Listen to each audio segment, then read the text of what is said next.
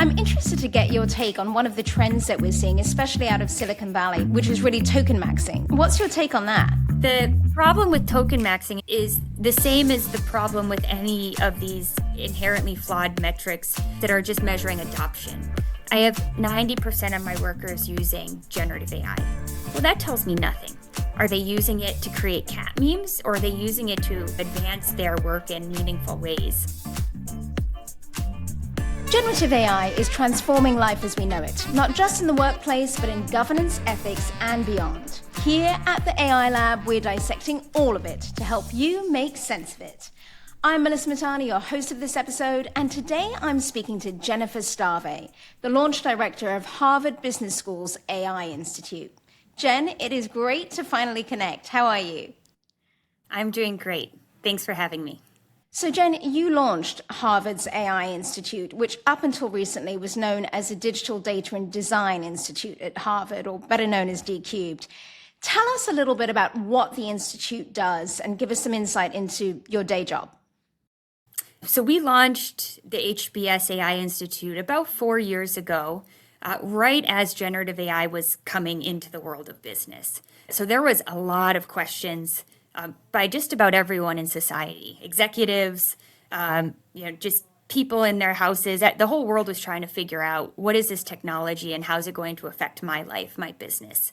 But we didn't have the answers. In fact, no one did. It was one of the few times in history where everyone was equal in their lack of awareness about what the possibilities could be. What we decided at that pivotal moment was we were going to be the institute to figure out those answers, that we were going to go and work hand in hand with companies, rolling up our sleeves, getting in there and really testing out what the technology could do, how it could provide value, where it could provide harm, and how to mitigate that harm, and start to provide the world with blueprints or a compass on how to navigate this technological change. The metaphor I like to use is that we are like the clinical trials arm for generative AI. So if you think about generative AI like a drug that's been introduced into society and into businesses, we are out there working directly with companies, directly with C-suites around the world, figuring out efficacy, dosage, adverse harm, just like in a clinical trial, pulling all of that back and giving the world a recipe on how to optimize the safe use of generative AI. Generative AI is just advancing at such intense speed. So how do you manage that slower pace of academic research with the huge speed of AI to make sure that your papers or these blueprints that you said you're printing are still relevant by the time they're out?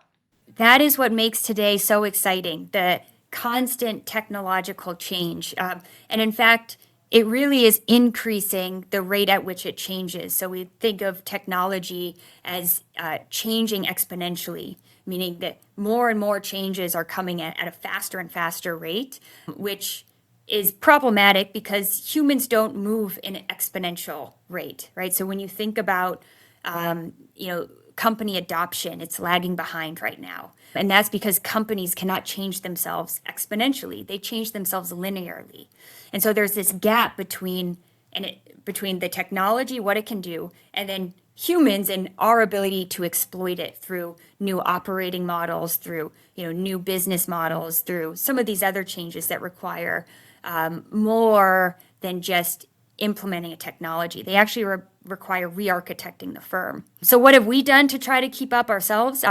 We've tried to really reinvent how research is done and enable our researchers to actually leverage AI tools in their research in a very controlled and human-led way. But you can think about working with an AI tool to conduct basic landscape analysis of what other research has been done in the space. You can think about using an AI tool to, bounce some ideas back and forth about the best way to scope your research.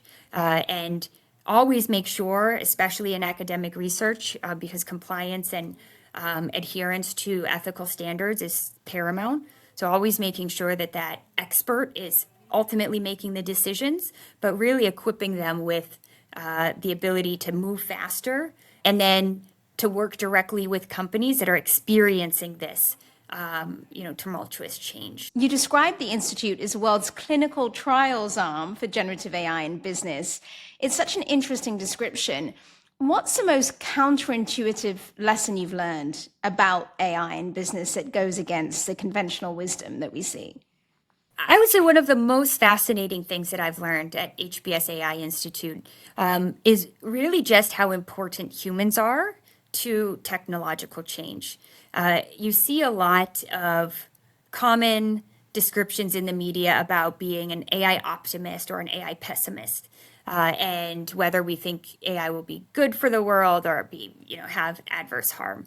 And what I've started to reframe in my mind and for others is that at the end of the day, you can't be an AI optimist or an AI pessimist. You can either be a human optimist or a human pessimist because humans are making the decisions on how to leverage AI.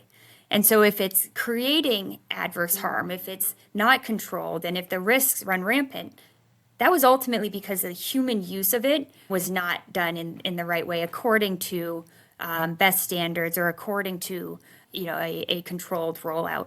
And so that's why I think one of the more counterintuitive findings I have is that at the end of the day, the AI transformation is just a human story of how we've chosen to use tools in a way to empower ourselves and achieve our goals. And you're so right. You alluded to this earlier, this kind of gap between the advancements that we hear about in the media of generative AI and then how workplaces are actually adopting it. What we have seen is a lot of workplaces try and cut people, right, for efficiency gains. And you've just said that humans are so important. We need humans. What do you think the workplaces should be doing? Yeah, I think this whole focus on efficiency is the wrong one. It definitely is possible to create more efficient operations with AI, but this is missing the broader point. Generative AI in particular is also a story about growth. You can create new value in your company with generative AI and actually increase your top line revenue, growing your business, entering new markets, building out a moat around new customers that you potentially never could before because the cost of access to expertise has now dropped. And I think if everyone reframed, again, that notion of what can AI do from AI can cut jobs and increase efficiencies to instead AI can enable us to grow and advance in new ways. One, it would help a lot with adoption, but two, it would also help a lot with human flourishing. And when you drill down, let's just take that down one more level. Now there's agents that can, which I like to call digital labor, that can essentially be part of your workforce.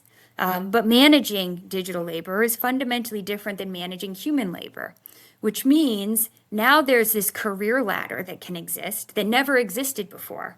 So now you're empowering individuals to grow their influence in the firm by managing more and more digital labor, having a greater impact on the growth of the company and growing their career. And so, it's this growth story that I'm most interested in of how do you build a bigger business? How do you empower workers to take on more and more responsibility rather than this more draconian story of AI is going to take everyone's jobs and no one's going to be able to work. That's refreshing news for a lot of workers who are very scared about AI. How should businesses be encouraging humans to adopt AI and to embrace it? There's a number of things that companies can do, in particular HR departments, around learning and development that will really help create a culture of experimentation long before you try to introduce any sort of tool.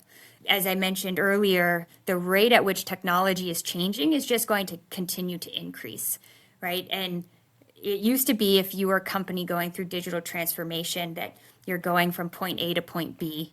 But now you just keep going, right? It just keeps changing. You just keep transforming. And so regardless of what comes after generative AI or how it keeps evolving, those workers and workplaces are going to need to have the expertise and the comfortability of how to change their operating models on, pretty regular cycle. And so creating a culture of experimentation, making people have the muscle memory to say, I know how to change a process and I can continually optimize is really, I think, should be step one in any sort of transformation plan. I remember hearing you in one of the Harvard Business School seminars. You said that managing agents was actually harder than managing people, I think. I'm so interested to hear more about that because agentic AI is where we're at and everybody is becoming a manager of agents. Why are they harder? Well, let me clarify. I said they're harder for me. I have other colleagues who argue the opposite. And I'll tell you the reason why it's harder for me to manage agents is because I've spent a decade managing humans. And when you spend that much time learning the best practices, learning the frameworks, learning how to be a good leader, it's hard to unlearn that right away. And, there's leadership development programs that you've been through, and there's, emotional intelligence metrics that you've gone through and done a DISC assessment and a Myers-Briggs to really understand the best way to optimize human talent. So there's just been a ton of work put in to optimizing human labor in the workforce. And as a leader, you tend to get, more and more training, more and more indoctrinated into the best practices, which is great. All leaders should do that. But none of it translates to digital labor. And so for me, it was, I'm not equipped with the right tool set to manage, right? Because they require much more micromanagement in a way that I don't do. They require much more explicit directions. And I mean explicit in terms of even understanding tacit knowledge, like things that most humans would not need to write down because you assume it, right? You infer it based on the culture, based on the environment. Agents can't infer any of that. So you have to actually write it down. And again, I'm not used to thinking about what's the cultural context. Can I translate that into a very clear, directive for this agent to get them going in the right direction? These are all new managerial skill sets that need to be codified into a framework for these new leaders to say, you are now a digital labor leader. Here's what best in class looks like for managing digital labor. And then eventually universities will catch up and there'll be human leader programs and there'll be AI leader programs and, all of those frameworks will be developed. But we're at a point where they don't exist yet. And so, if you've already been trained on one side, it's hard to just switch right over. The future of what the workplace is going to look like, I find just fascinating. I was actually approached this morning by a recruiter who wanted me to help train AI systems in how to essentially be a journalist. And all of us, as we're using AI or specifically training it, we are essentially teaching these robots how to do our jobs. So then what happens to us in the future? I don't think it's useful for humans to train AI to do their job.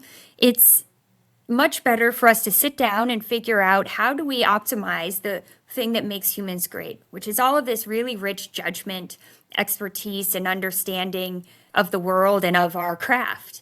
And how do we use AI to enhance that rather than replace it needs to be the main quest for all of us. And so I would encourage you, Melissa, instead of sitting down and training it to do your job, sit down and completely rethink what your job could be with that superpower in hand. And that's where the future will be of, this collaborative environment where AI is enabling us to spend more of our time on high critical thinking tasks, doing more, and less time on the no joy work. That's exactly what leaders need to be doing at the moment, and it seems that they aren't. I'm interested to get your take on one of the trends that we're seeing, especially out of Silicon Valley, which is really tokenmaxxing. So people are trying to show their bosses that they are adopting AI and therefore burning through as many tokens, and for people who aren't familiar, tokens show the amount of usage of AI. What's your take on that? I think it's an interesting news story, but nothing more. The problem with tokenmaxxing is the same as the problem with any of these, inherently flawed metrics that are really meant to get at customer value and are we, advancing the company? But instead they measure something else. It was the same as companies that are just measuring adoption. I have 90% of my workers using generative AI. Well, that tells me nothing. Are they using it to create cat memes or are they using it to advance their work in meaningful ways? And so it's a metric that doesn't really get at the underlying intention. And Tokenmaxxing is the newest iteration of this, where it's showing that you're using the tool a lot, but are you using it for the right reasons and in pursuit of the right goals? And I'll also say that, it could unintentionally be incentivizing inefficient deployments because you're using it more to accomplish the same thing. And if I had two developers who accomplished the same goal for the customer and one had 10 times the amount of tokens used than the other, I would go with the one who used fewer tokens to accomplish the goal. It's a no-brainer. But the fact that they're missing that in pursuit of what makes it hard to, get those corrections in place. And this is why your view is so important, because we're hearing a lot of the rhetoric about what is shiny and what's new, but you are actually studying what's happening in practice and the best ways for businesses to adopt that. When you partner with businesses, what are some of the things you so often hear from them, from their perspective, when they're adopting AI? I would say one of the most common is trying to figure out what the return on the investment is. So a lot of companies are spending a lot of money because they're feeling pressure from the board, from clients, from society, but they aren't quite clear yet how to articulate a return on that investment so that they can show, yes, it was worth the money. We are now going to continue invest in this way because we get these outcomes. I think it's slowly starting to be developed in different ways across different industries. But this is a little bit different because it's much more comprehensive of a technology than previous technology deployments. So, for example, your generative AI deployment might create a culture of innovation. Can we measure that? Not really. Is that going to be really good for the business? Absolutely. And so there's a lot of these untraditional metrics that I think will absolutely come into play when we really start to get a grasp on what is the return on this investment in generative AI. And where do you stand on the regulation front from what you've studied and what you've actually seen in terms of businesses adopting AI, and then obviously what we're seeing outside of business with Anthropic versus a Pentagon? Do you think regulation could actually help businesses, or do you think it's something that we kind of have to figure out, or AI companies need to figure out? I would actually say it's something society needs to figure out. So if you think about regulation is to protect consumers, and right now consumers need to figure out what they want from generative AI in particular. I'll give you an example. If I create a video of myself using an AI avatar, and instead of telling you that it's myself as an AI avatar, I just purport that it's me. So let's say right now, the person you're talking to is actually not a real person. It's my AI avatar that I wrote the script for. I approved all of the likeness. I approved the language, but I don't tell you. Is that concerning? Do you think that I've somehow, introduced some sort of fraudulent interaction because I'm not telling you? Or maybe it isn't fraudulent because I actually signed off on the likeness and on the text. And that's a decision that society as a whole needs to come to, of what sort of information do we need to see that allows us to vet what's happening. Not too far in the distant past, someone decided that all clothes need to have a tag on it that say where the material's from, how to wash it, right? It was like people came up with an idea of, I need to figure out how to make a decision on buying clothes. And these are the things that I'm going to look at in order to make that decision. Now it's required that this information is presented so consumers can feel like they're knowledgeable in the space. And that's what we're lacking with generative AI right now, where we don't know what input or what tag needs to be on videos. We don't know what tag needs to be on companies that are having AI face their clients to say, is this AI or is it a real human? And I think once consumers really settle on, here's the information I need to make a choice about what I want to buy, that's when we'll really settle on legislation and regulation that makes sense. I was reading some of your predictions that you had for 2026, and you said the AI satisfaction gap was one of them, that people would become less satisfied, I think. Can you give us some insight into why?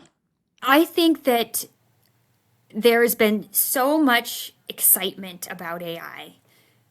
I mean, it's everywhere.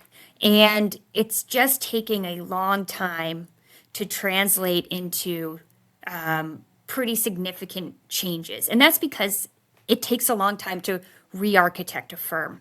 And so I predicted that we'd have a year of being a little bit dissatisfied with AI because we're past the point of the hype cycle where people are excited, but the firms haven't quite yet been re-architected around AI to really show what's possible in the future. And so we're in this interim period, which, by the way, exists in every major technological wave, where people are sort of anxiously waiting to say, was that it?